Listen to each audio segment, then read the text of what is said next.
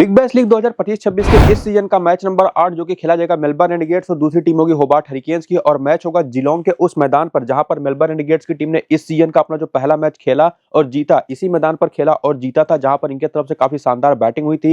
हालांकि एक ही मैच खेल करके उस मैच को जीतने के बाद लगातार अपना दूसरा बैक टू बैक अपने ही होम ग्राउंड पर जब मेलबर्न रेनेगेड्स की टीम खेलेगी और सामने होगी यहाँ पर होबार्ट हरिकेन्स की वो टीम जिसने 2 मुकाबले ऑलरेडी खेल रखे हैं। पहला मैच जीता, दूसरा मैच ये टीम हार गई और दूसरा मैच ये जो टीम हारी उसमें इनकी सबसे मजबूत बॉलिंग अटैक जो देखने को लगती है वो सबसे बड़ा रीजन रही। तो आज भी हम इस वीडियो के अंदर देखने की कोशिश करेंगे कि दोनों टीमों की क्या कमजोर पक्ष है, क्या मजबूत पक्ष है। और साथ ही साथ 21 दिसंबर को 1:45 पर जब यह मैच स्टार्ट होगा भारत में, लेकिन वहां की लोकल टाइम के हिसाब से जिलोंग साउथ ऑस्ट्रेलिया के अंदर शाम को 7:15 पर जब स्टार्ट होगा, तो उसके वेदर फोरकास्ट की बात करें तो अच्छी खासी बारिश की संभावनाएं हैं। इवन ये भी काफी हद तक संभव है कि शायद आज का मैच हो ही ना पाए। और ऐसी कंडीशन में जब बारिश होने की संभावना होती है और आसमान पर बादल होते हैं तो कोई भी टीम चाहे पिच रिपोर्ट कुछ भी कहता हो, पिछले डेटाज को अगर आप देखने जाएंगे उसमें कुछ भी रिजल्ट निकल करके आता हो, जिसमें पिछले 6 मुकाबलों में देखेंगे तो 3 बार पहले बैटिंग करने वाली टीम, 3 बार बैटिंग सेकंड करने वाली टीम जीती है। और इस सीजन का एक मैच, जैसे अभी आपको कुछ देर पहले मैंने बताया ना कि मेलबर्न रेनेगेड्स की टीम ऑलरेडी अपना एक मैच यहां पर खेल चुकी है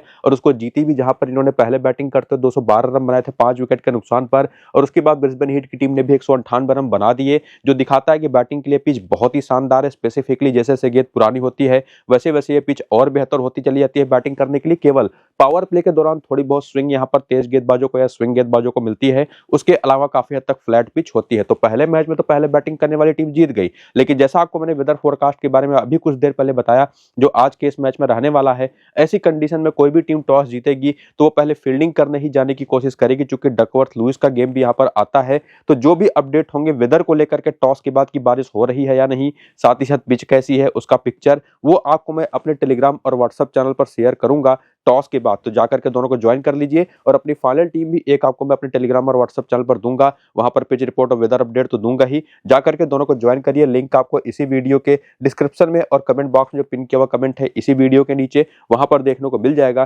फिलहाल आकर के प्लेइंग 11 और बैटिंग ऑर्डर मेलबर्न रेनेगेड्स की टीम का देखें तो जो पहले मैच में रहा ऑलमोस्ट वही आज भी खेलता हुआ दिखाई पड़ेगा, जिसमें रिजवान नंबर 3 पर आए थे, जोश ब्राउन, टीम सैफर्ड जिन्होंने शतक लगाया था इन्होंने ओपन किया था। बाकी की बैटिंग ऑर्डर आपके सामने है ही। बॉलिंग में भी ये जो 4 और नाम है प्लस उधर हसन खान और विल सदरलैंड, इसमें कितने ओवर किसने किए, किसकी क्या इंपॉर्टेंस है उसको जानने के पहले अगर आप बेंच के प्लेयर भी देख लें और साथ ही साथ जो बॉलिंग हुई पिछले मैच में उसको भी देखें डेटा, तो जेसन बेरेंडॉर्फ ने पहला, चौथा, 12वां और 18वां ओवर किया, यानी कि कम से कम ये कंफर्म है कि 2 ओवर तो पावर प्ले के करेंगे ही और 1 ओवर तो कम से कम डेथ का ये करेंगे ही करेंगे। और उसके साथ साथ फर्गुसन ओ'नील ने भी 3 ओवर करे, जिसमें 1 ओवर पावर प्ले का, 1 ओवर मिडिल का, 1 ओवर डेथ का। किस किस ओवर में आए बॉलिंग करने वो तो आप देख ही पाएंगे। बाकी गुरिंदर संधू और विल सदरलैंड भी पूरे 4-4 ओवर करते दिखाई पड़े। बाकी हसन खान ने 3 ओवर किए अपने लेफ्ट आर्म ऑर्थोडॉक्स के, और मैथ्यू स्पूर्स जो इनके एक लेग स्पिन बॉलर हैं उन्होंने भी 10वां और 15वां यानी कि टोटल 2 ओवर किया। तो ये इनका बॉलिंग रोल होगा कि कौन कहां पर बॉलिंग करेगा, कितने ओवर करता दिखाई पड़ा पहले मैच में, वो तो आपने देख लिया। बाकी करियर के आंकड़े अगर आप देखना चाहें और समझना चाहें कि इनका क्या एक्सपीरियंस है T20 फॉर्मेट में, तो वो भी आपके सामने मेलबर्न रेनेगेड्स के हर एक प्लेयर का, जहां पर जंपा पिछले मैच में नहीं खेले थे और हसन खान जो खेले थे उन्हें 57 मैच में 46 विकेट ले रखा है ऑलरेडी T20 फॉर्मेट में, आपको यहां से पता चल जाएगा। टॉम रोजर्स जो नहीं खेले थे उनका भी आप देख सकते हैं पूरा अनुभव। कैलेब जेवल, गुरिंदर संधू, कैलम स्टो, हैरी डिक्सन जैसे प्लेयर जो अननोन टाइप के होते हैं उनके बारे में भी आप यहां पर जान सकते हैं। और जो फेमस प्लेयर्स हैं उनका तो सारा डेटा आपके सामने है ही। और आकर के रिसेंट फॉर्म भी अगर आप आगे देखें, जैसा आपको ने कहा कि ये टीम एक मैच यहीं पर खेली थी जिलोंग में ही और उसमें इन्होंने जीता, जिसमें टीम सैफर्ड का बहुत बड़ा हाथ था जिन्होंने 102 रन की शानदार पारी खेली। उसके बाद की जो बैटिंग थी ना वो कुछ खास कमाल कर नहीं पाई, हालांकि उसमें ओली पीक एक बहुत ही शानदार ट्रम्प ऑप्शन जो उसके पहले भी काफी बढ़िया फॉर्म में रहे थे, शानदार 57 रन की पारी खेली। उसके अलावा विल सदरलैंड जो टीम के कप्तान भी हैं 3 रन की नाबाद पारी और 3 विकेट लिया। हसन खान को तो विकेट मिला नहीं, इवन मैथ्यू स्पूर्स को भी विकेट नहीं मिला, लेकिन गुरिंदर संधू, जेसन बेरेंडॉर्फ जिन्होंने पूरे 4-4 ओवर की बॉलिंग करी, 2-2 विकेट भी लेकर के गए जेसन बेरेंडॉर्फ को भी, और साथ ही साथ फर्गुसन ओ'नील जिन्होंने 3 ओवर किए इनको विकेट मिला नहीं। तो पिछले मैच की परफॉर्मेंस और अभी तक जो हमने प्लेयर्स के बारे में समझा उनकी यूटिलिटी की बेसिस पर अगर प्लेयर सिलेक्शन करने जाएंगे तो पिछले मैच में टीम सैफर्ड ने शतक लगाया तो लगभग सभी लोगों की टीम में होंगे। इसके बाद विल सदरलैंड को भी आपको मैं सजेस्ट करूंगा कि 100% आपकी टीम में होने ही चाहिए। और जैसी कंडीशन है उसको देखते हुए गुरिंदर संधू, जेसन बेरेंडॉर्फ जैसे 2 और बॉलर जो इस टीम के अंदर स्विंग पर रिलाई करते हैं, ये 4 ऐसे ऑप्शन इस टीम के अंदर है जिनको आपको कतई ड्रॉप करना नहीं है। विकेट कीपिंग सेक्शन में हमको देखना पड़ेगा कि सामने की टीम की तरफ से क्या ऑप्शन है, उसके बेसिस पर आप तय कर पाएंगे कि रिजवान को लेकर के जाना है या नहीं जाना है। हालांकि स्मॉल लीग के पर्सपेक्टिव में बात करें तो एक बहुत अच्छे ऑप्शन है होंगे होंगे। और इवन जोस ब्राउन भी, जो कि निश्चित तौर पर पहले मैच में तो चले नहीं, उसके पहले भी बहुत अच्छा फॉर्म था नहीं इनका। और इवन जैक फ्रेजर मैकगर्क, ये भी कुछ खास अच्छे फॉर्म में चल नहीं पा रहे थे। तो चार तो सबसे बेस्ट ऑप्शन टीम की तरफ से आपको मिले। एक रिजवान के तौर पर, जो कि हमको आगे चल करके इनके बारे में समझना पड़ेगा कि लेना है या नहीं। बाकी जोस ब्राउन, जैक फ्रेजर मैकगर्क और इसके अलावा फर्गुस ओनील, ये भी चूंकि तेज गेंदबाज है, ऐसी कंडीशन में बहुत अच्छे ऑप्शन हो सकते हैं। तो निश्चित तौर पर आप इनको भी पहली इनिंग की बॉलिंग अगर हुई तो पिक तो कर ही सकते हैं। तो कुछ कंडीशनल प्लेयर्स हैं कि उनको लेना है या नहीं, उसके बारे में बताया। जो सेफ ऑप्शन है उनके बारे में समझाया। आकर के हेड टू हेड के आंकड़ों के बेसिस पर भी कुछ और चीजें समझने की कोशिश करें कि टॉम रॉजर्स तो 6 मैच में 9 विकेट ले चुके हैं। जब बात आती है खेलने को लेकर के होबार्ट हरिकेन्स के खिलाफ, तो अगर टॉम रॉजर्स आज खेलते हैं, जो पिछले मैच में नहीं खेले थे, तब तो ये one of the safest option है जिनको सीधे टीम में लेकर के जाना है। फर्गुस ओनील के आंकड़े भी इस टीम के खिलाफ बहुत ही शानदार है। 3 मैच में 6 विकेट, खास करके पहली इनिंग की बॉलिंग में, जहां पर केवल 6 का स्ट्राइक रेट है। तो निश्चित तौर पर जो आपको ने कहा कि पहली इनिंग की बॉलिंग हुई, तो निश्चित तौर पर फर्गुस ओनील को आप ट्राई जरूर करिएगा। और बाकी जंपा तो देखिए, आंकड़े चाहे जैसे हों, लेकिन अगर खेलेंगे तो टीम में आपके होने ही चाहिए। बाकी बेहरनडॉफ, हसन खान इस टीम के खिलाफ खेले नहीं है, रिजवान और ओली पीक भी नहीं खेले। और हेड टू हेड में भी देखेंगे तो साइफर्ट के ही आंकड़े आपको बेहतर दिखाई पड़ेंगे बैटिंग में। बाकी सभी के आंकड़े काफी बुरी देखने को मिलेंगे। और उसके बाद आकर के इस मैदान पर परफॉर्मेंसेस देखें तो अभी पिछले ही मैच में साइफर्ट ने यहाँ पर सेंचुरी लगाई, तो 2 मैच में 139 रन इनके हो चुके हैं।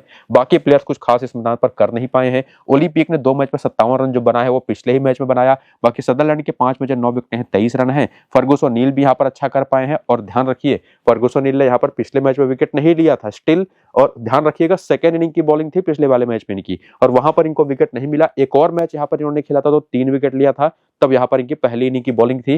तो आपको मैं कई बार बता चुका हूं कि फर्गुस ओनील को कब लेना है। रोजर्स खेलते हैं तो एक अच्छे ऑप्शन होंगे ही। बेरनडॉफ को लेकर के कोई डाउट है नहीं। गुरिंदर संधू के भी एक मैच में यहाँ पर 2 विकेट, जो कि पिछले ही मैच में आया, वो तो आप देख ही पा रहे होंगे। तो कौन से सेफेस्ट ऑप्शन है, किसको किस कंडीशन में लेके जाना है, ये सब बातें क्लियर करने के बाद मेलबर्न इंडिगेट्स की तरफ से, जिसमें अभी भी रिजवान को लेकर के थोड़ी सी बातें हमको समझनी पड़ेंगी कि मोहम्मद रिजवान को लेकर जा सकते हैं या नहीं।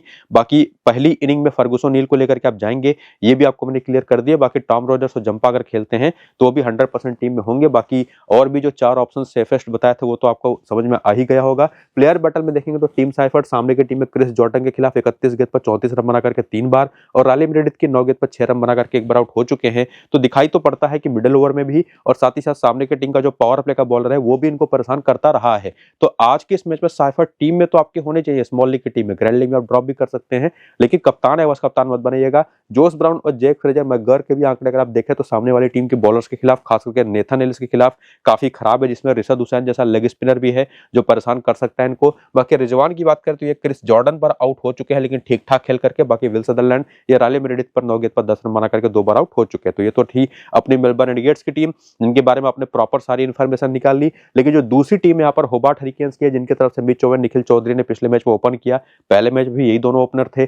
पिछले मैच में रेहान अहमद को नंबर 3 पर ले आए, जो कि चले नहीं। और उसके बाद Ben McDermott, Tim David, Matthew Wade, Chris Jordan तो है ही, और बाकी ये 4 और बॉलर, जो कि दिखाई पड़ता है कि टीम बहुत स्ट्रांग है बॉलिंग पर्सपेक्टिव से, जबकि पिछले मैच में इनके बॉलर बिल्कुल नहीं चले। बेंच के जो ऑप्शन है आप देख ही सकते हैं, बॉलिंग में कौन कितने ओवर करेगा। कुल टोटल 6 बॉलिंग ऑप्शन इनके पास मेन है, जिसमें सबसे कम बॉलिंग कोई करता है तो रेहान अहमद, जिन्होंने पिछले मैच में 2 ओवर करे थे, 12वां और 14वां, और पहले मैच में केवल 1 ओवर करा था।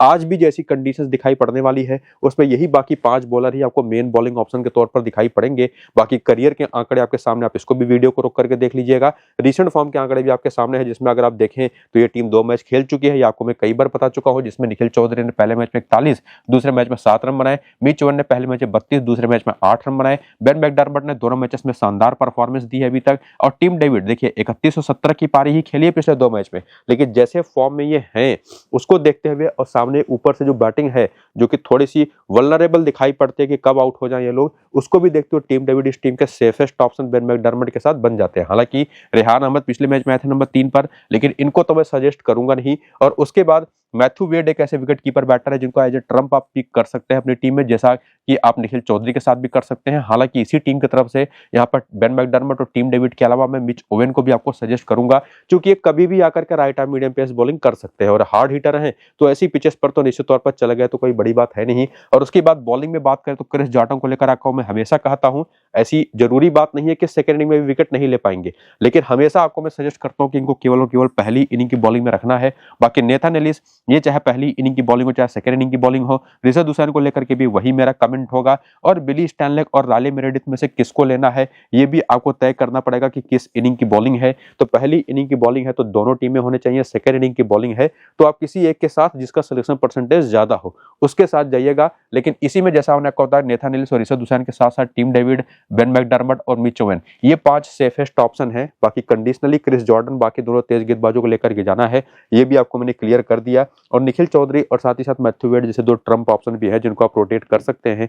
जानने के बाद आकर के और थोड़ी सी कंफर्मेशन लेने के लिए हेड टू हेड के आंकड़े देखेंगे ना तो बेन मैकडरमट के आंकड़े तो जबरदस्त है हेड टू हेड में जब ये लोग खेलते हैं सामने जो टीम है आज मेलबर्न इंडिगेट्स के खिलाफ। मिच ओवेन के आंकड़े थोड़े से खराब हैं, हालांकि विकेट भी एक है। बाकी मैकलिस्टर राइट के नंबर्स देख लीजिए, टीम डेविड के आंकड़े आप देख लीजिए 41 के एवरेज। निखिल चौधरी भी ठीक ठाक ही खेले हैं चूंकि कभी कभी बॉलिंग भी कर देते हैं। बाकी मैथ्यू वेड का भी 32 का एवरेज है। 3 मैच में क्रिस जॉर्डन के कोई विकेट नहीं है।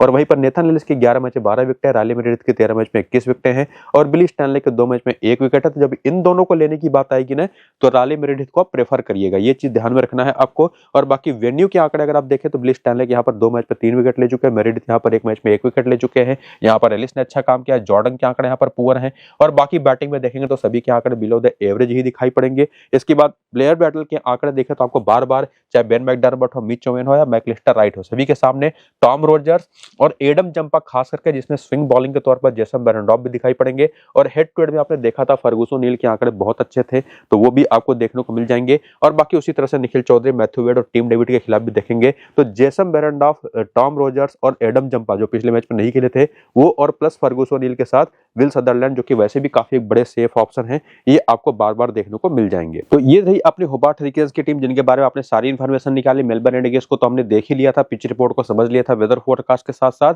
तो ये बात तो काफी हद तक कंफर्म है कि चीजें काफी हद तक टॉस के बाद ही क्लियर होंगी। हालांकि अगर टीमों को दोनों कंपेयर करें तो निश्चित तौर पर इसी मैदान पर चूंकि रेनेगेट्स की टीम एक मैच खेल चुकी है तो वो फेवरेट आप कह सकते हैं। हालांकि साथ ही साथ होबार्ट हरिकेन्स की टीम भले अपना पिछला मैच हार करके आई है लेकिन ज्यादा मजबूत मेरे हिसाब से बैलेंस के हिसाब से देखें तो बेहतर टीम होबार्ट हरिकेन्स की टीम दिखाई पड़ती है।